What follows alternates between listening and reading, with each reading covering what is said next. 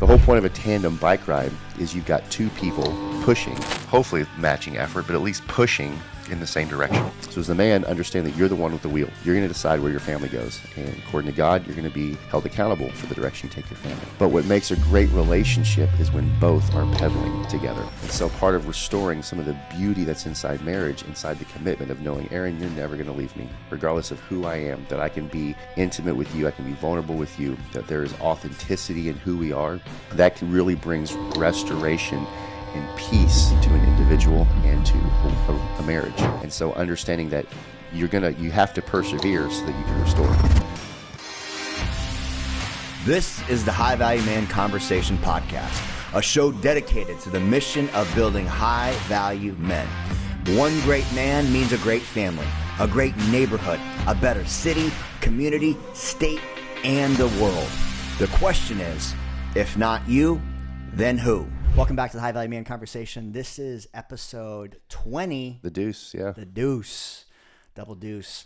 And we are talking about inside the ring, the 7 rings of marriage and relationship. For those of you that are not yet married, we're going to walk you through the 7 stages, and they all are rings. You know, engagement ring and wedding ring, but there's actually 5 other rings that you walk through.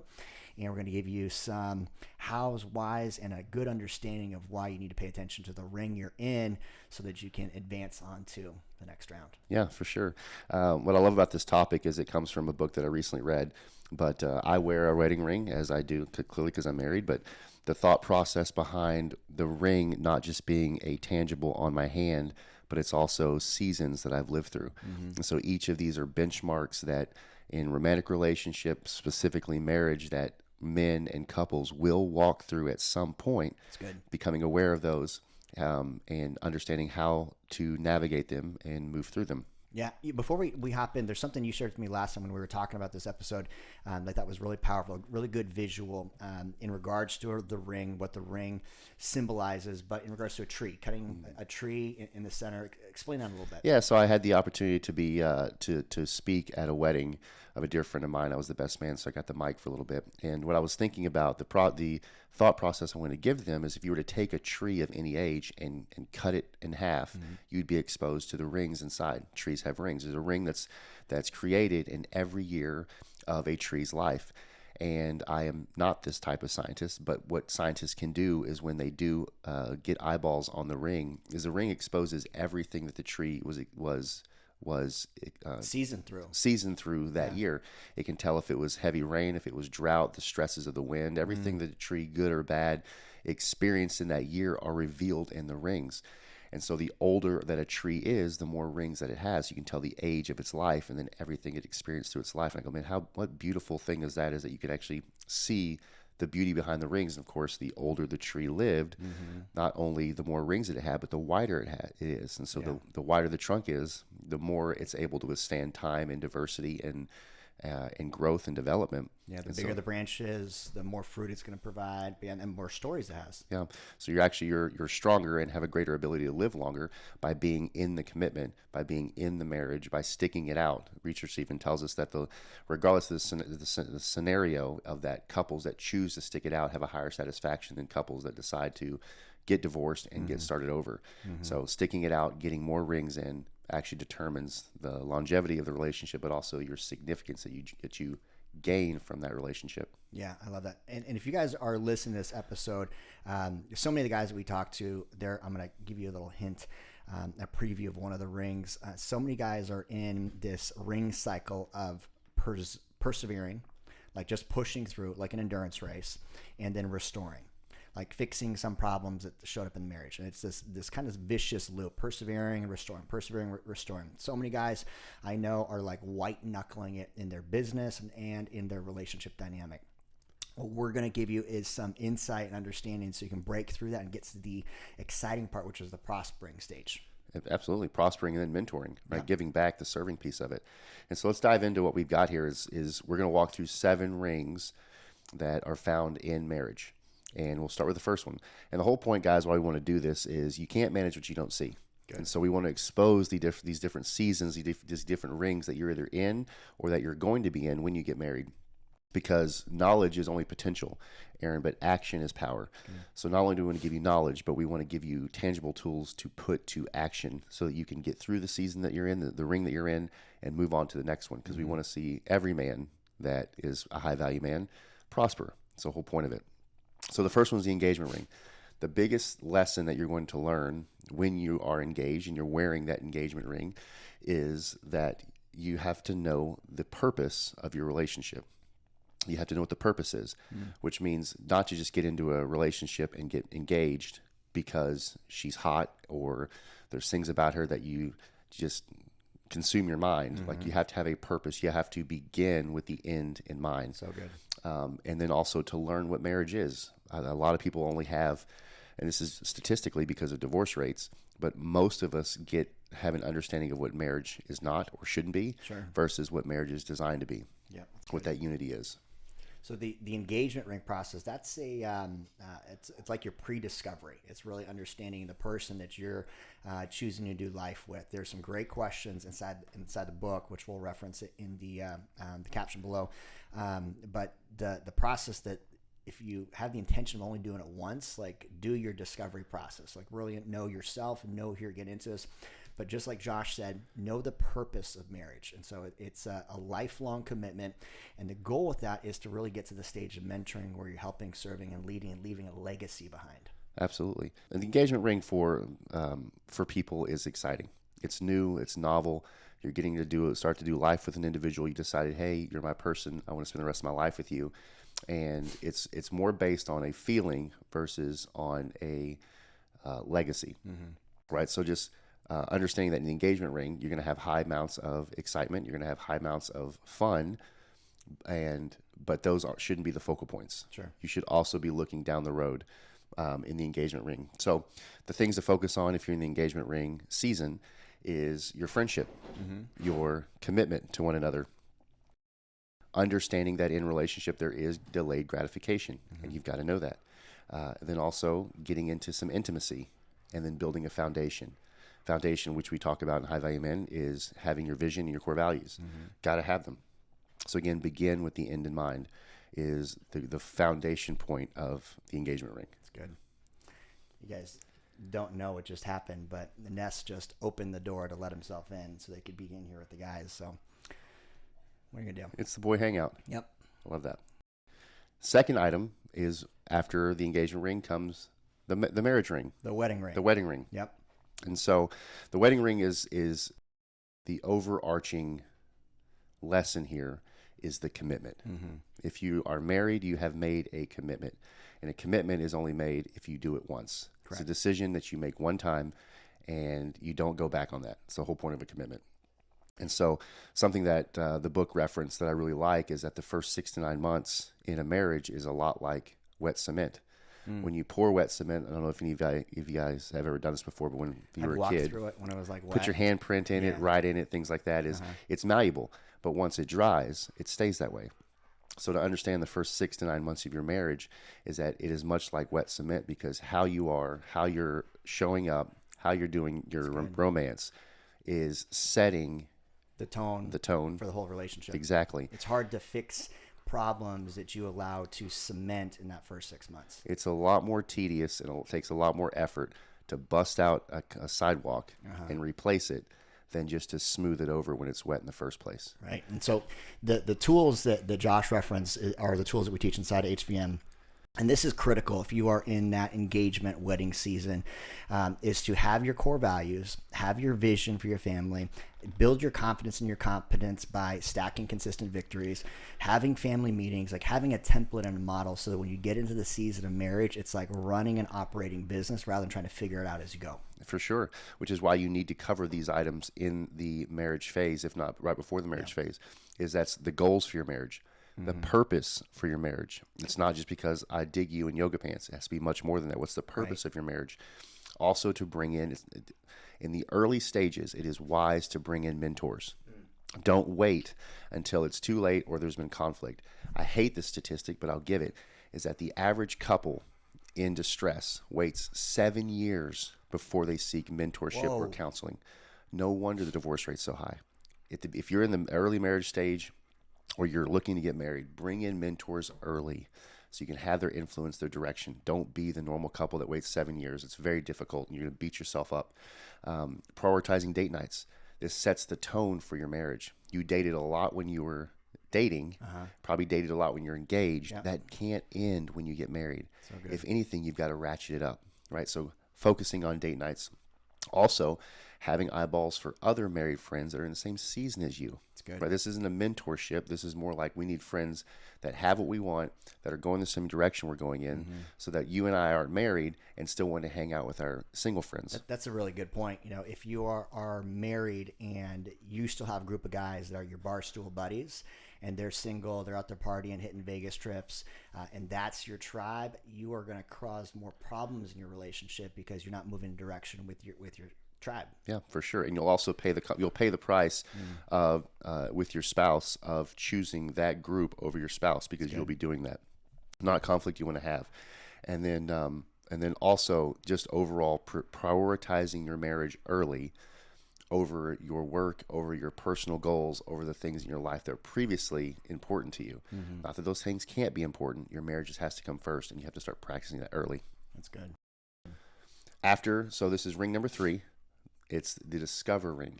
So, just that you guys are picking up on this already, but the first 2 rings, the engagement ring and the wedding ring, those are physical symbols of the commitment you made. The next 5, these are processes that you're going to be going through inside of your marriage, and you'll be going through them at different seasons depending on where you are. But they're not a physical ring, but it's actual process. Actual process. These are seasons that you're going to walk through. Yep. So the third ring that you're going to have to wear is your discover ring. So discovering is very difficult for most people because research now tells us that who we are as adults is developed before the age of 7. So this is why in some of our parenting podcasts we talk about why it's so intricately important to be highly involved, highly aware, and highly present in your children's life between birth and 7, because their brain is developing. Good. So fast forward into adults is once you're in relationship and you're married and you're now discovering this other individual, is you're also discovering yourself, and you have to make space for that, seek to understand one another. That we are same team, as Britt and I have coined, right? We want to be one body. We want to come to understand one another, and that takes a lot of effort to truly discover another individual, rather than just showing them your Instagram version of you. They now get to see the intimate parts of you. You're discovering one another. So again, seek to understand, and then also know, this is for young folks out there, this was a place of contingency in my marriage, and I'm sure in every marriage, because I've experienced this with coaching, is that what drew you to one another in the beginning will become a place of contention at some point. So what you liked in that individual will Their at some point quirkiness. annoy you Sure. or drive you nuts. Yeah. Just be aware of that. And this is your opportunity to respond to them versus react to them. That's a masculine quality that we have to grasp as men in the discovering phase. It's good. Love that. Ring number 4 is persevering. Men do a lot of this in a relationship, but it doesn't always serve us so well. This is so many guys will reference almost from like a meme perspective that their wife has just beaten them up, that they feel like they are just fighting through the marriage, that they are being nagged, just being beaten up in the relationship. And this is such an important point because on the other end of it is the opportunity to prosper. But if you stay in this season, this is probably the tipping point where relationships really start to break down. It's true. It's very true. A big piece of persevering is to take the D word out of your vocabulary altogether. Never mention the word divorce. Literally throw it out the window and never speak it from your tongue again. Especially because in my experience with marriage coaching, is that the word divorce is simply used for leverage. It's used as a negotiation tool. It's used as like, I've got the knife and I'll stab you with it. So you got to throw it out the window, because once it's on the table, it then becomes an option. Once it's an option, it's likely to be picked up. Sure. So removing the D word, and again, going back to, you're going to hear this several times, but beginning with the end in mind. So the whole point of persevering is life happens to all of us. Sure. Right? You're going to experience difficulties. You're going to experience financial ups and downs. Maybe even health issues, difficulties in relationship, navigating 2 families, right? We've both, parents and Oh yeah, siblings that's and a whole other friends. side of it. Yeah. You've got to persevere through those things. And part of that persevering is always choosing your spouse first, right? The Bible talks about leaving your mother and father and cleaving to your spouse, and you've got to understand what that looks like, putting them first above all others. A big area that helps couples in this space, this season, this persevering, is leaning on their foundation, if you have one. Goes back to the wedding ring. Goes back to the wedding ring. Yeah. Even goes back to the engagement ring if you did it right. Is having a great foundation.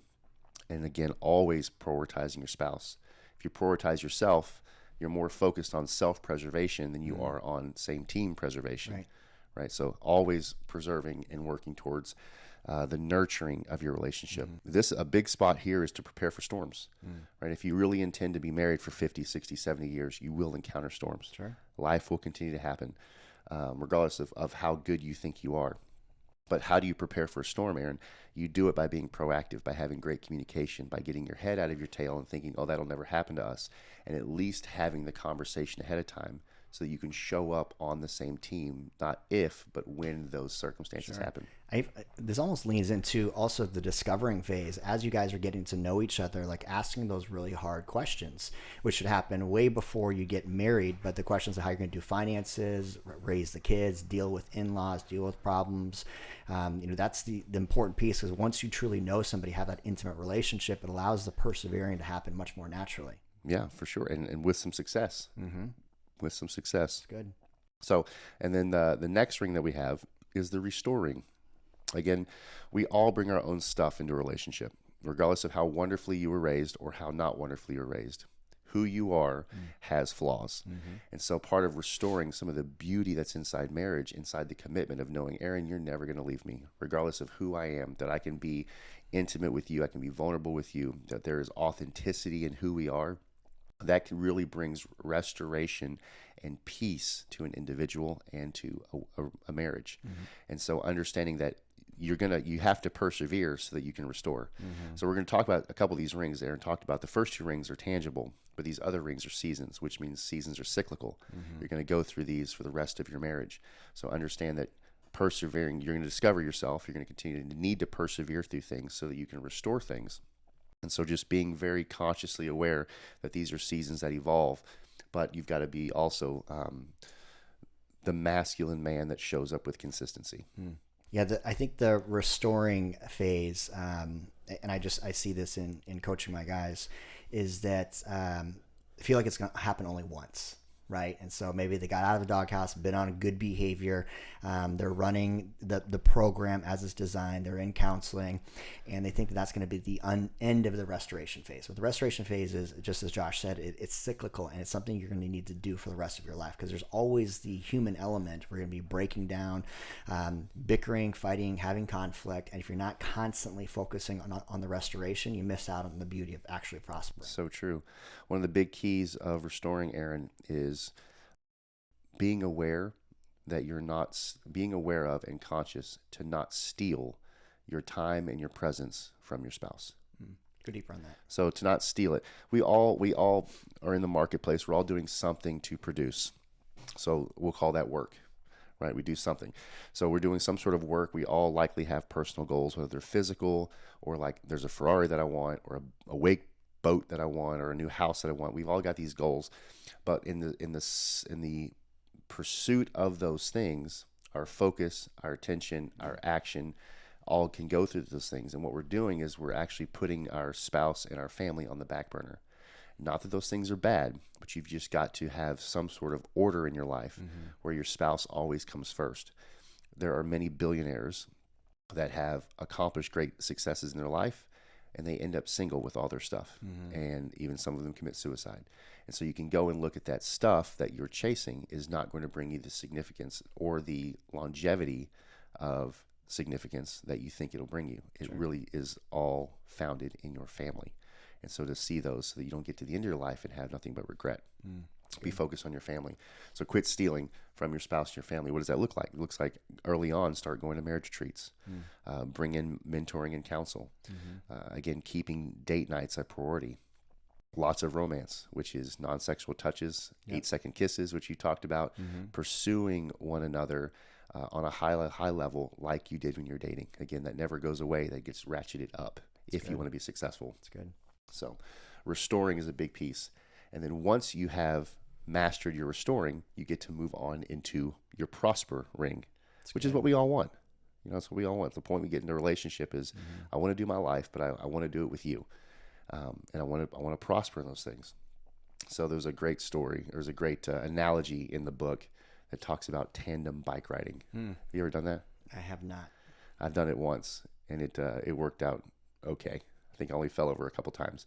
The whole point of a tandem bike ride is you've got two people pushing, hopefully matching effort, but at least pushing in the same direction. So as the man, understand that you're the one with the wheel. You're going to decide where your family goes. And according to God, you're going to be held accountable for the direction you take your family. But what makes a great relationship is when both are pedaling together. Doesn't mean you have to be, this whole 50-50 is out the window. It's a 100-100, right? So making up where the other one lacks. So tandem bike riding, and the beauty behind prospering is you'll know you're prospering when you can swallow this and reproduce it, is that we teach what we know, but we recreate who we are. That's good. So we teach what we know, but we recreate who we are. So you got to be focused on the who that you are if you want to prosper. That's good. So I think a fruit of the prospering stage is if you got great kids and other people are complimenting you on your great kids, awesome behavior, they are pursuing God, they're gentlemen, they're just all around good humans. Like, that is a great example that you are in a prospering season because you've weathered the storms of discovering, persevering, and restoring. The kids have seen that, and the lessons of who you are showing up in the template of the children that you have. For sure. And some great tools to make sure you're prospering, again, is to serve one another. To be serving your spouse selflessly, doing the things that you don't want to do simply out of love is a big one. Serving it, it's intricate. Pursuing your spouse. Pursuing is two things. It's awareness and action. Being aware of her as she develops over time and her not only desires, but how she thinks and the things that she wants continue to evolve. Is you've got to know those things, which means you've got to continue to date your spouse, get to know them, and put action behind it. There's got to be intimacy in the relationship. Intimacy is not just sex. Intimacy is the knowing of one another, to know one another in depth, having depth in your conversations, right? So actually being able to talk about things outside of just your finances and your kids and what's going wrong. Having depth in conversation is, again, comes back to the knowing part, the intimacy. And of course, a great connection is creating time in your calendar, because we all have busy calendars, where you're connecting. That can be date nights. That can be, for Britt and I, it's we have a vow in our relationship that we never give each other leftovers. So regardless of how the day goes, and with two kiddos in the house, our schedules have been ramped up. But the last 30 minutes of our day are spent together. Pretzeling, as I call it, but cuddling in conversation, just being close to one another, is a great part of connection. And you've got to find space for that, because if you don't find space for that, your spouse will find it somewhere, and that lands on you. That's good. So you have to be highly aware of that. And I love that you mentioned children. So the children are designed to be our first disciples. They're designed to be our first disciples. And a great picture of a good parent is a parent who's not an authoritarian, but a parent who lives in a life that their children want to emulate. So if your children want to get in your draft, and they're going to become who you are, not what you say, your children will become who you are, is that it's a great opportunity for us to create disciples. And if your children are wonderful, then you're likely doing some things right in your life. That's good. If your children are tyrants, either they're boys and they're between the age of 4 and 6, or they've replicated who their parents are. Another great, this is a segue, but heading into the last ring is mentoring. But if you're prospering in your marriage, other couples will be drawn to you. You have what they want. They'll want to come visit you. They'll ask you for coffee. Hey, can we go to dinner? It's a great picture of if you're prospering in your marriage. And that moves you into our seventh ring. The seventh ring is mentoring, right? So again, going back to what I said earlier, is we teach what we understand, but we recreate who we are.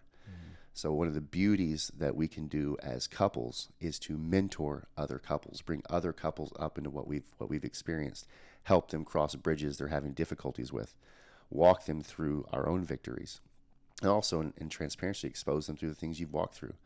There's no couple out there that hasn't had massive circumstance happen in their life. Sure. And so to expose those things, to bring hope, is a great way to bring one another closer, is to mentor other couples. Yeah, so good. And it is a beautiful cycle or a beautiful ring that helps people in the early stages, the engagement on the wedding ring, and giving the wisdom that you have learned more often than not the hard way.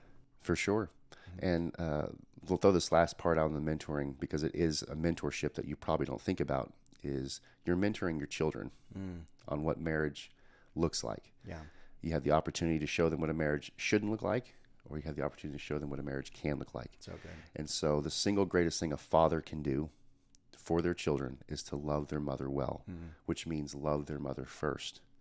Love them over your work, love them over your toys, love the spouse, your wife, over even your children. Aaron and I were talking offline before this, and this is one example of several. But I have a 5-year-old little girl that when Britt and I are hugging on each other and being close and giving lots of long kisses, typically will happen kind of in the kitchen area, is my daughter Talia wants to get in between us, or she wants to be a part of it. And here's Mommy, Daddy, I want to be with you. She want to climb up my arms. And I'll literally tell her, no, I'm loving on Mommy right now. And I kind of have to push her back just a little bit. But as she steps back, she gets to watch Dad love on Mom. That's good. In her, that creates security, gives her a sense of knowing.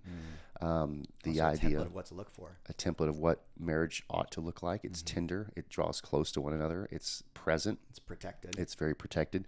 So that's one scenario of many that we can create as a mentorship, because you're mentoring your children whether you know it or not. It's good. So powerful. It's we talked about this a lot, but you're either gonna do it intentionally by following these steps, taking the guidance, getting inside of a group that will challenge your current perspective, reading the books, listening to the podcasts, and doing the work. You're going to either do it intentionally and leave an imprint on your kids, or you're going to do it accidentally and wonder why she opens an OnlyFans account when she's 20. Goodness. That took a hard left. But it's absolutely true. It's I think true. it's absolutely true. We're, just a sidebar on this, we're in a time where, the jokes about daddy issues and stripper poles and all that I think we grew up on in some capacity, and looking for that red flag is like, that season of men is now raising the daughters, and the lack of intentionality is going to create that template for her to fall into. And so it's either you choose to man up, sack up, and be an intentional father and husband, or the outcome is she's going to have an account that's going to follow her around for the rest of her life. Seeking significance from other men. Yep. That she doesn't know. So some great tools we can use, and there's just a couple of them just to keep it simple. But as men, it's up to us to continually take stock of where we are in our relationship and what season or what ring our relationship is in. If you live life by default, life just happens to you. You'll always be a victim. Yeah. If you want to take back the authority and the power in your relationship, take stock of it. Right? You can't manage what you don't see. So you have to understand where you are. And then also being highly aware of your time and your effort. Right? If you give it all to the marketplace, then everything else in your life gets leftovers, including your spouse and your children, which is where that comment comes from. So being highly aware of those things and adjusting your life so that it truly reflects your priorities. You can tell me your family is a priority, but if you're never home, or when you are home, you're glued to the TV, then it's not a priority of yours. True. So in 20 years, when your children are a mess and their relationships are a mess and everyone's brokenhearted, it all came back to the decisions you're making today. You have to own those. You have to own them. You're either going to have the pain of making a decision now, or the pain of regret later. And again, the thing I talk about often is the most difficult season that I could ever see a man walk through is the season of retro-parenting their kiddos. It's unbelievably difficult, and it takes 10 times as long to repair than if you just did it in the beginning. So good. Here's a fun part for Aaron. Is we went through and we got some questions. So one question based upon each of the 7 rings to ask your spouse if you're man enough. Yeah. Because some of these are deep. So go ahead. No, I was going to say, these are the questions that will put you on the narrow path, put you on the path to having a relationship that is going to prosper and have the ability to leave a powerful legacy and mentor others. It's the avoidance of these kind of questions that puts you into default mode. The default mode is going to, if it doesn't lead to divorce, will lead to all kinds of other destructions through the legacy that you leave behind. For sure. And if you're man enough to ask the question, be man enough to not be offended. Be man enough to put action to it, and be man enough to change. If you're unwilling to change, then you've already decided your outcome. So These are questions, again, to ask your spouse. On a scale of 1 to 5, one being agree, one being disagree, 5 being agree. So on a 1 to 5 scale, question 1 is, I'm not sure what marriage is really about. So this is in the engagement rings stage. So if you're in the engagement stage, you're dating, moving towards marriage, asking your partner, I'm not really sure what marriage is all about, and clearly defining what the core values of marriage is, that commitment looks like, how you're going to handle all the ish that is going to come up down the road, and then asking your spouse 1 to 5, do you agree with this statement or do you disagree with the statement? Right. And getting on the same page about it. Begin with the end in mind. Here's your chance. Number 2, I'm not 100% comfortable sharing everything. Ooh, so you're now into the wedding ring stage. You have made a commitment for life. You've got the ring on the finger. You had the big wedding, and now you're getting into the season of marriage, but there's still some things that you're not fully comfortable sharing. And so this is going to lead directly into the discovering phase. But if there are things you're holding back from your person that you said you're going to do life with and not being fully transparent, vulnerable, open, and honest, what problems will that create down the road? For sure. You can't have what you're withholding, or what you're withholding you can't have. So if you want intimacy, this is a way to do it. I'm not 100% comfortable sharing everything. 1 to 5. Ask the question, see what you get back. That's good. Number 3, or question 3, I never knew how many issues I had or how selfish I could be. So good. So this is into the discovering stage of the relationship, past engagement, past wedding, and you're in the probably first few years of marriage, getting to know your person. Again, this is all cyclical. But the self-awareness that I didn't realize how selfish it was, the issues that I had, this is a great indicator for you to get into some type of coaching and counseling, to get somebody inside of your draft that can give you insight into your blind spots. You know, your blind spots are your blind spots, basically you can't see them. But when you have the right people in your life, the mentorships, the right relationships, other marriages that are doing life the right way, it gives you insights that you might not be doing everything the way you should. Yes. Here's a hard question for most people, so I hope you have the guns to ask it. I feel so alone and in our marriage, even when we're together. Ooh. Agree or disagree? That's a tough one. That is a tough one. Yeah. Because you may be surprised at the answer you get. Yep. And so that's into the persevering stage. And if either one of you answers agree to that statement, that is a massive indicator that you need to get into some type of help. Yes, you do. Get in some relationship coaching, probably long before that. Yep. Don't wait 7 years. Question 5. I have no idea how we allowed ourselves to get here, but we have to fix it. Yeah. Or I'd say that like the second part of that sentence as a possibility is, I have no idea how we allowed ourselves to get here, and I don't want to be here anymore. Like as an alternate, because that happens all the time. I've heard wives, I've heard guys say that exact statement. I have no idea how we got here. Well, it didn't happen overnight. It happened over many, many years of neglect by not doing the discovering, not having clear communication, not facing conflict head on. So if you're at that point, opportunity for you to pivot the boat. Great. Question 6. If we were to do it all over again, I wouldn't change a thing. Ooh. Agree or disagree? Yeah, that's beautiful. Are you prospering or not? Yep.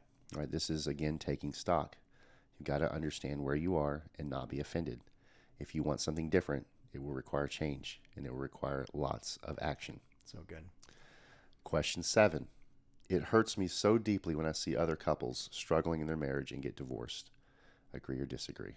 Yeah, I think that's a beautiful call to action too, is if you are in that season of mentoring and you can answer that question, both of you wholeheartedly agree, that's a good opportunity for you to be the lighthouse for other couples at different seasons, because they need the wisdom. You knew what it's like to be in the suffering and silence and the struggling, the disconnect, the confrontation, the constant conflict. And so you have an opportunity to step in and be a beacon for others. I love that.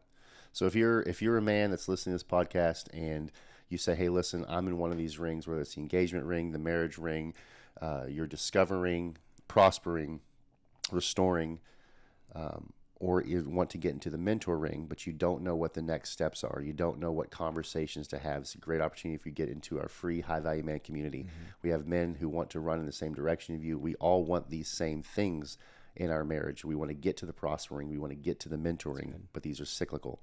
come and join us in the free community and see what you don't get from it. Yeah, and then shoot us a DM. We want to know where you're at. Have a conversation. You're not alone on an island trying to figure it out by yourself.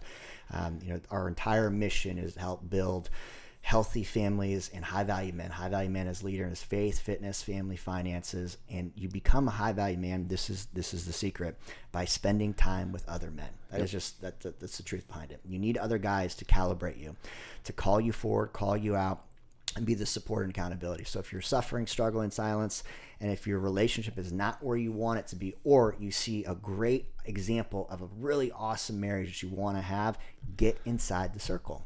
It's as simple as that. That's how it's done. We want you there with us. Love it. The 7 rings of marriage and the 1 ring to conquer them all. Love it. That's my Lord of the Rings nerd reference in this. We were talking about rings, but the 7 rings: engagement, wedding, discovering, persevering, restoring, prospering, and mentoring. Do yourself a solid favor and ask the question, depending on what stage you're at. And with that insight, with that understanding, take the action necessary to progress along the process. Yep, we're with you. See you next time. Boom. Much love, many blessings. Talk to you guys soon.